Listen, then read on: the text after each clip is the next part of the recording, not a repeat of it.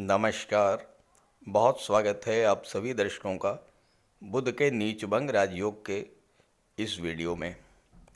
बुद्धि, वाणी, व्यापार, communication power, skill, Kaushal, share market, IT sector और मैनेजमेंट के कारक युवराज बुध 27 फरवरी को राशि परिवर्तन करके देवगुरु बृहस्पति की राशि मीन राशि में गोचर कर चुके हैं और पूरे 70 दिन तक 7 मई 2025 तक मीन राशि में ही गोचर करेंगे।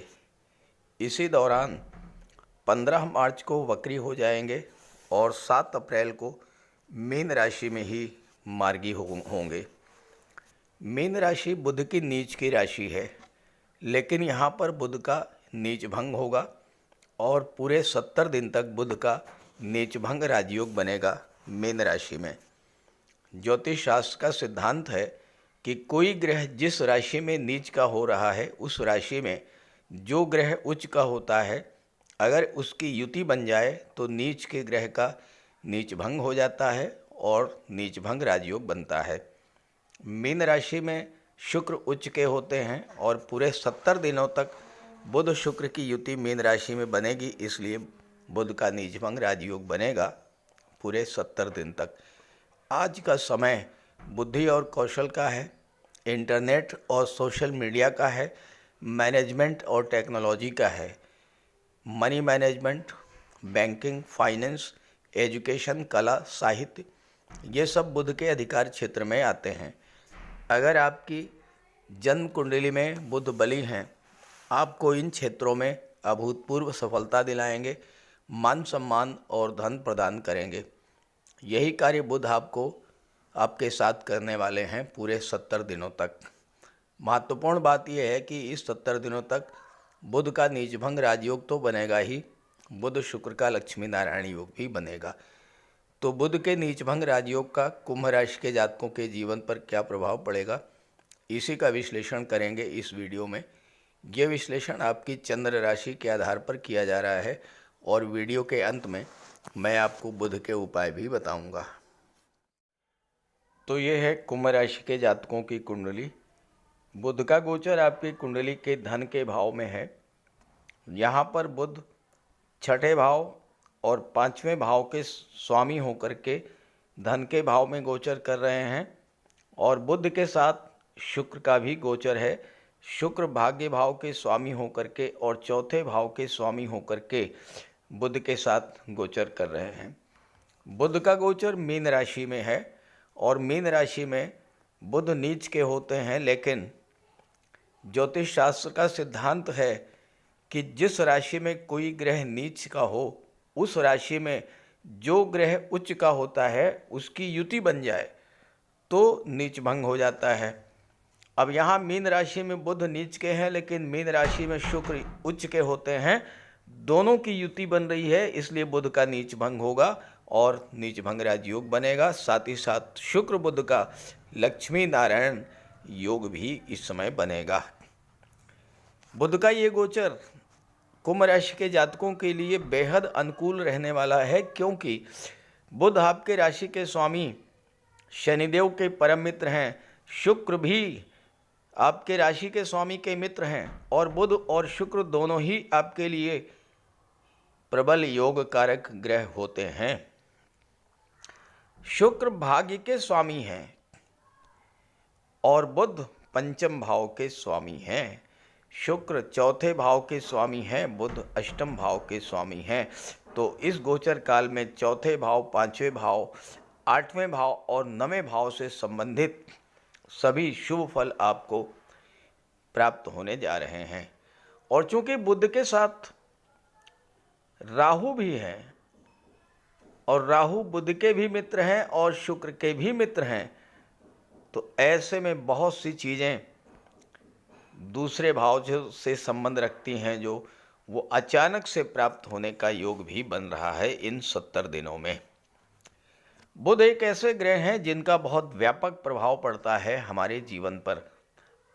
आज के इस परिवेश में अपनी वाणी से, अपनी कम्युनिकेशन पावर से, अपनी बुद्धि, कौशल और तर्क शक्ति के बल पर हम मान सम्मान भी प्राप्त करते हैं और धन भी प्राप्त करते हैं।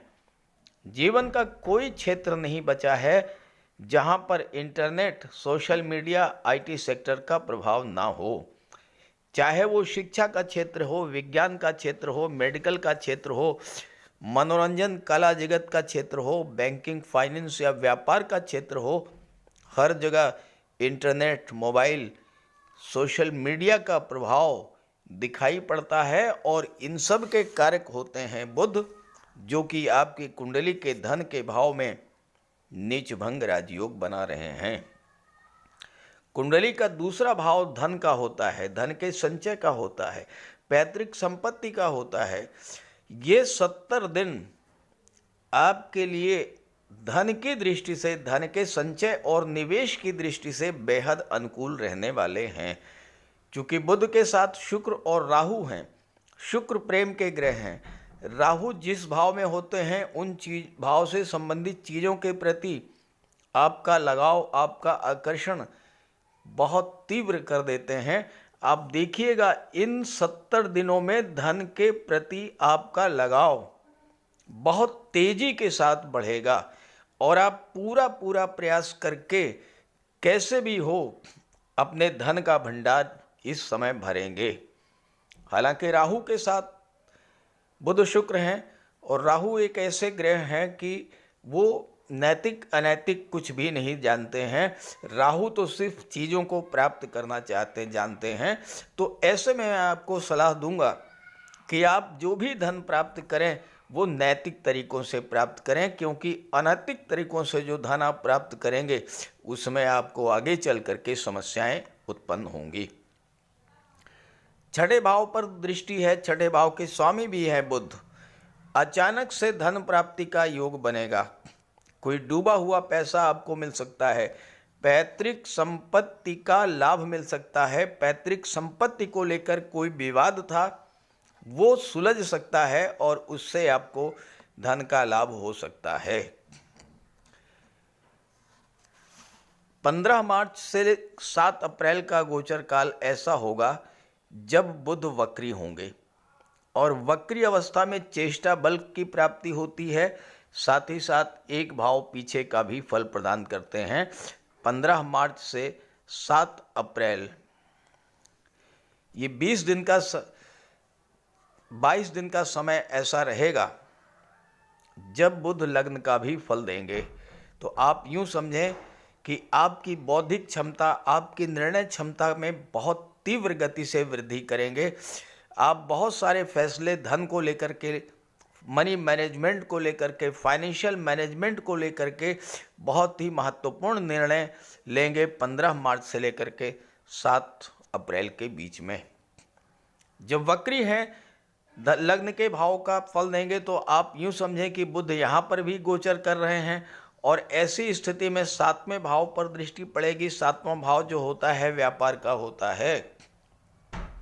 इस समय अपने व्यापार व्यवसाय में कोई परिवर्तन करने की आप सोच रहे थे तो उसके लिए भी समय अनुकूल रहेगा 15 मार्च से 7 अप्रैल के बीच।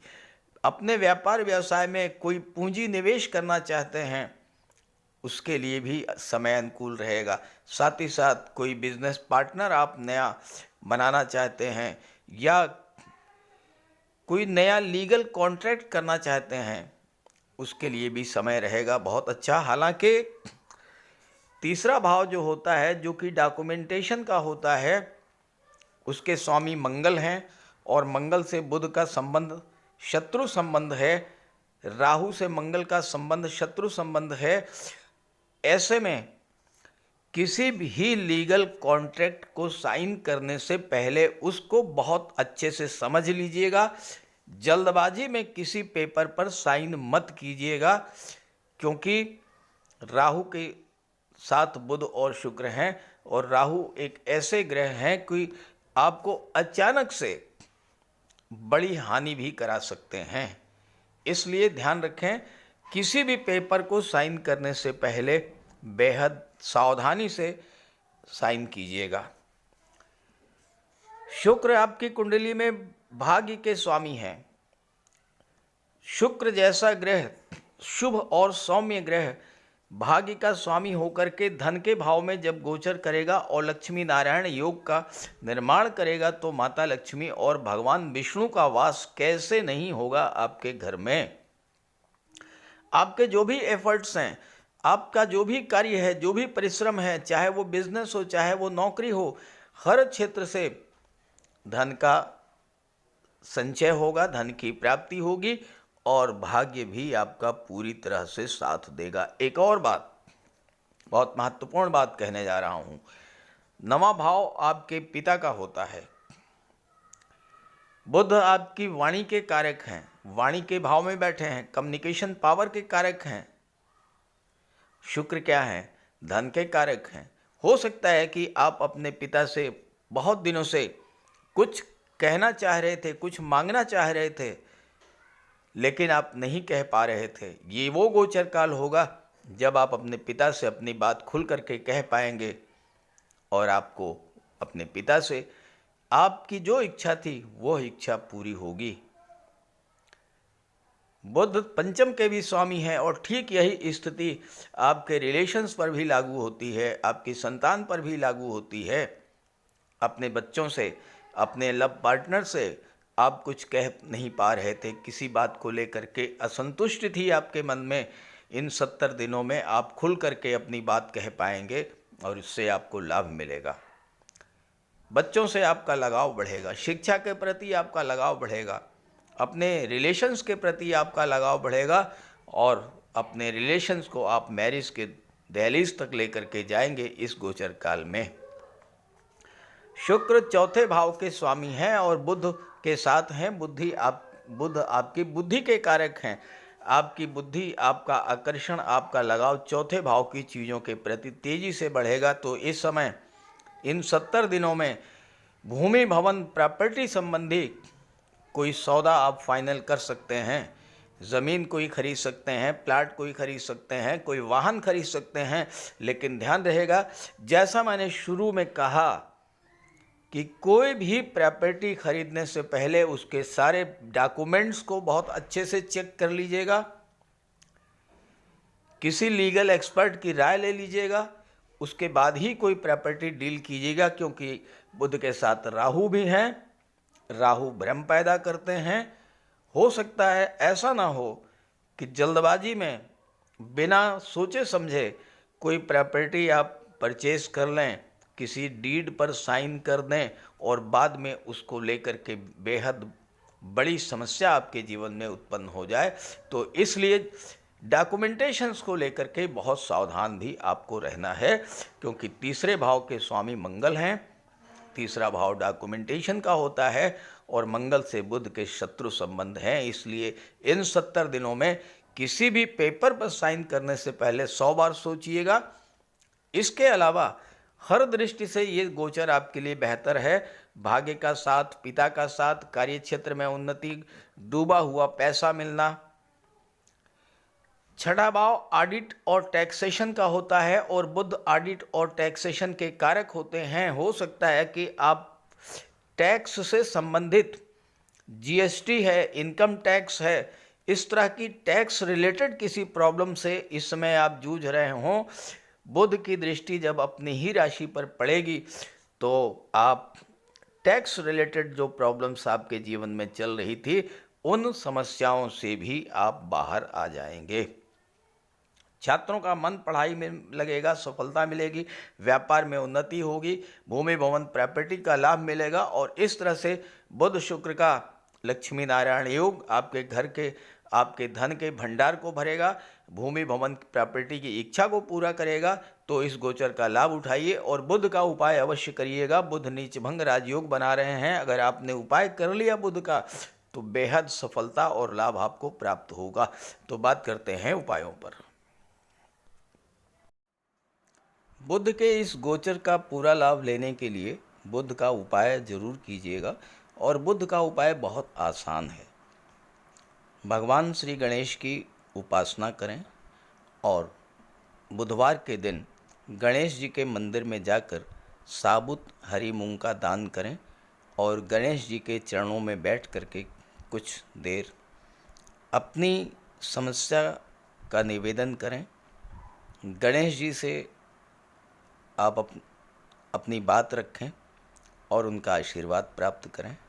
ऐसे ही माता दुर्गा के मंदिर में जाकर के हरे रंग की चूड़ियाँ अर्पित करें। बुधवार के दिन गौ माता की सेवा करें और हरा चारा या गुड़ जो भी आपके लिए संभव हो वो उन्हें खिलाएं। बुधवार के दिन किसी किन्नर को यथाशक्ति आप दान करें और बुधवार के ही दिन घर के मुख्य द्वार पर पंच पल्लव का तोरण लगाएं, तो इससे आपको लाभ होगा। देखिए, बुध अकेले एक ऐसे ग्रह हैं जो कि राहु पर नियंत्रण कर लेते हैं। तो अगर बुध बली होंगे तो राहु पर का कोई भी अशुभ प्रभाव आप पर नहीं पड़ेगा। इसलिए बुधवार के दिन ओम बुम बुधाय नमः, ओम बुम बुधाय नमः इसका जाप करें और मिट्टी का एक खाली घड़ा जल में प्रवाहित कर दें। रत्न धारण करना चाहते हैं तो पन्ना धारण कर सकते हैं, लेकिन किसी योग्य ज्योतिषी की सलाह लेने के बाद। बुध का रंग हरा होता है, तो अपने घर में जितना आप हरियाली रख सकें, पेड़ पौधे लगा दें, फूलों के पौधे लगा दें। अगर जगह नहीं है तो गमले में कुछ पौधे लगा दें। इससे एक तो हरियाली रहेगी घर में और दूसरी बात, बुध आपसे प्रसन्न होंगे। और आपके घर में कोई कन्या हो, आपकी बेटी, बहन या भतीजी कोई भी हो, कभी भी आप घर से बाहर जाएं और वापस आते समय खाली हाथ न लौटें, उसके लिए कुछ लेकर के आएं। मिठाई है, खिलौने है, चॉकलेट है, टॉफ़ी है, चिप्स हैं, कुछ भी लेकर के आइए। खाली हाथ मत आइए, उसका आशीर्वाद प्राप्त करते रहिए। और अगर आप किसी शुभ कार्य के लिए घर से बाहर निकल रहे हैं तो जाने से पहले उस कन्या को कुछ उपहार दे करके निकलें। कुछ नहीं है तो 10-20 रुपए ही दे दें। रास्ते में गौ माता मिल जाए तो उनको प्रणाम करके और गुड़ खिला दीजिए। और रास्ते में अगर कोई किन्नर मिले तो उसे कुछ पैसे दे दीजिए, उसे दान दे करके उसका आशीर्वाद प्राप्त कर लीजिए। ये बहुत सरल से और छोटे छोटे उपाय हैं। जिस भी कार्य के लिए आप जा रहे हैं, चाहे वो शादी ब्याह का रिश्ता तय करना हो, चाहे नौकरी या इंटरव्यू के लिए जा रहे हों, चाहे किसी बिजनेस डील के लिए जा रहे हों, आप जिस भी कार्य के लिए जा रहे हों वह कार्य आपका सिद्ध होगा। तो बुध के उपाय ज़रूर कीजिएगा। और ये जानकारी और मेरी बात अगर आपको अच्छी लगी हो तो अपने साथियों को, मित्रों को भी ज़रूर शेयर कीजिएगा। नमस्कार।